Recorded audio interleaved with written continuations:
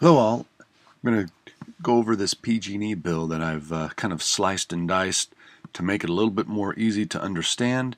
Hopefully somebody will like to use this. I've made it in a PDF and an image. So let me just jump right in, explain it, and I'll also include this attachment into the post, this video, and then the attachment of the PDF and or image. So anyway, this is a gas account detail for the PG&E bill. You'll notice at the top it says that it was 79 therms was used. How they came up with that is, of course, this crosses a time in which they change the rate. That's why you see two rates here. You say 43,706 and you see the 47,74 because it changes on the first of the month. So you see two periods. But if you add these two periods up, it equals 61 therms here, 17.3 here, for the total of 79.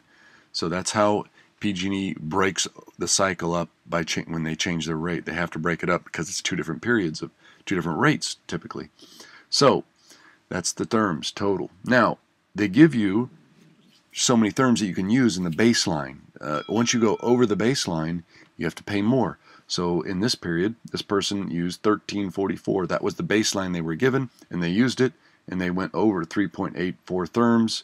So they're charged a little bit more for the transportation. You can see 30 cents more, 91 to 120 on the transportation. It does not affect procurement or supply. In other words, what we work with. So they used 17.3 therms in this period, and then over down here they had 48 therms in this period, and because this period's longer in time, they get more baseline. That's why they have 48 versus 13.4. So they used 48 therms of the baseline. That's what they were given, and then over that is 13.7 for a total of 61 therms, and again right back up to 79 total. And they had to be calculated differently because of the two different rate periods. So what they did was calculate 43.7 times 17.3 comes up with a 755 credit. So you see how they did that. 43.7 cents per therm times 17.3 therms is a 755 supply credit. And the same goes for here. The 47.74 times the 61.7 therms equals a 29.47 cents credit. So add those two credits together, 37.02. That's what PG&E would have charged this customer for their gas supply. Simple.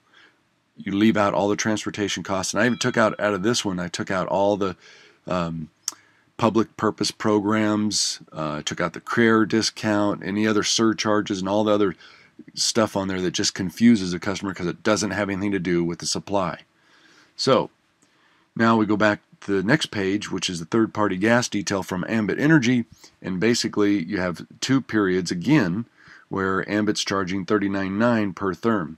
Now you'll notice that these therms are different than these periods up here. That's because Ambit changes its rate at a different date. It's not indicated on the bill, but what they've done is prorate it. So if Ambit changes its rate on midstream, real close to midstream anyway on this bill, they basically prorate the usage per day and then add it up for each cycle. So basically it comes to the same number. The 32 and the 46 equal 79 therms. And fortunately, there were no changes in the rate during the period. So in other words, Ambit kept the rate the same. So it makes it easy on the calculation. There's no difference. So anyway, 1281 and 1872 added equals 3153. There you have it. That basically gives you what Ambit's charging versus what PG&E would have charged. Therefore, we can calculate the savings. 3702 minus 3153 equals 550, 549. And which is a 15% savings. So that's the breakdown of the PG&E bill. That's all there is to it.